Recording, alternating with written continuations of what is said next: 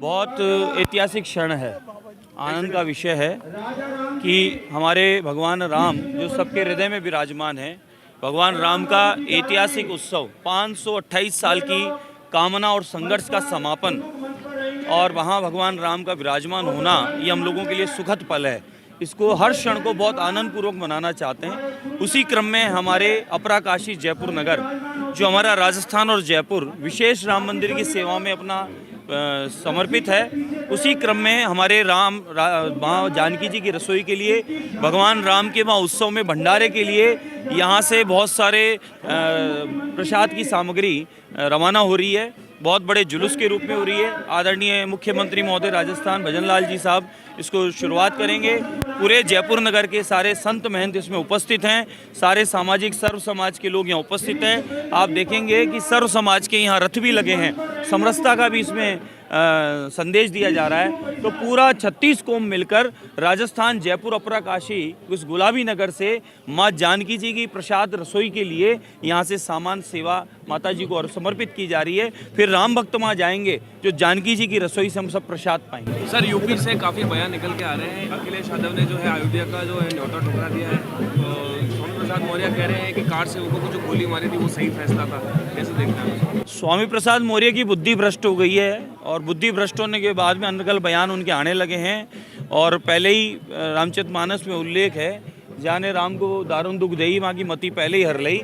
तो भगवान ने कहीं ना कहीं उनको कष्ट देना है, तो इसलिए वो उनकी बुद्धि हर ली। इसलिए वो अनगल बातें कुछ भी कहते थे, ज़्यादा ध्यान देना नहीं चाहिए उनकी बातों पे, क्योंकि बिल्कुल बहुत शानदार मुहूर्त है, बहुत ज़बरदस्त मुहूर्त है। आप देखेंगे कि मंगलवार के दिन राम जी का जन्म हुआ, मंगलवार के दिन राम जी का विवाह हुआ और मंगलवार के दिन मंगल ही मंगल होने वाला है। हनुमान जी का जन्म मंगल का है, तो मंगलवार का जो विशेष मंगल उत्सव है वो आनंद पूर्वक है। और इस बार बहुत ही सुंदर सर्वार सिद्धि योग है, विशेष मुहूर्त है। तो ऐसे मुहूर्त में राम जी बैठ रहे हैं और राम जी तो मुहूर्त क्या चाहिए, राम जी तो खुद मुहूर्त हैं।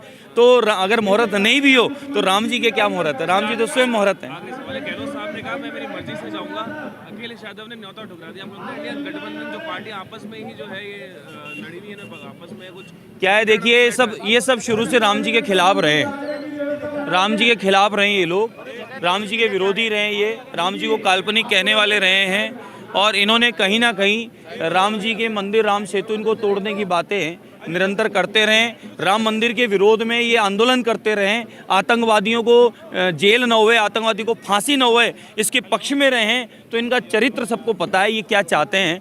ये इस देश के खिलाफ काम करना चाहते हैं, इस देश के विरोध में काम करना चाहते हैं, राम जी के खिलाफ ये काम कर रहे हैं। कुछ जगह तो ये हो रहा है कि कोई पीले चावल भी जा रहे हैं और कहीं कोई कांग्रेसी नेता या अन्य नेता वहाँ है, तो आप देखे होंगे सोशल मीडिया पे वो पीले चावल भगवान के उनको ही स्वीकार नहीं कर रहे। ऐसी स्थितियां भी बन रही है। तो ये तो राम जी के विरोधी रहे हैं साहब शुरू से। कांग्रेस ये कह रही है कि लोकसभा चुनाव से पहले ये पॉलिटिकल माइलेज लेना चाहती है बीजेपी। अरे साहब, राम जी का काम तो 528 साल से चल रहा है।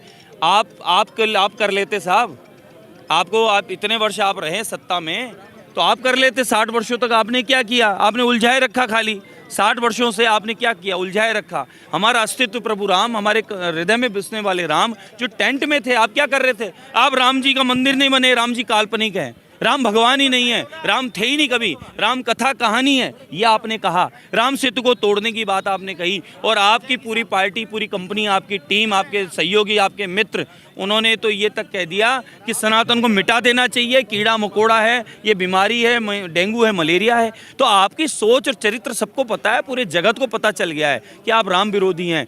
मुस्लिम भाई भी पक्ष में हैं राम जी के, मुस्लिम भाई राम जी के इस मंदिर के लिए उत्साहित हैं और खुद आगे के सहयोग कर रहे हैं। और कांग्रेस पार्टी और उनके मित्र लोग जो पार्टियां हैं वो विरोधी बने पड़े हैं। तो कहीं ना कहीं अब सबको समझ आ गया इनकी चाल चरित्र क्या है, ये राम जी के विरोधी लोग हैं, ये सबको पता चल गया। जो इस प्रकार की हरकतें करके यहाँ माहौल बिगाड़ना चाह रहे हैं उनको उचित सजा मिलनी चाहिए।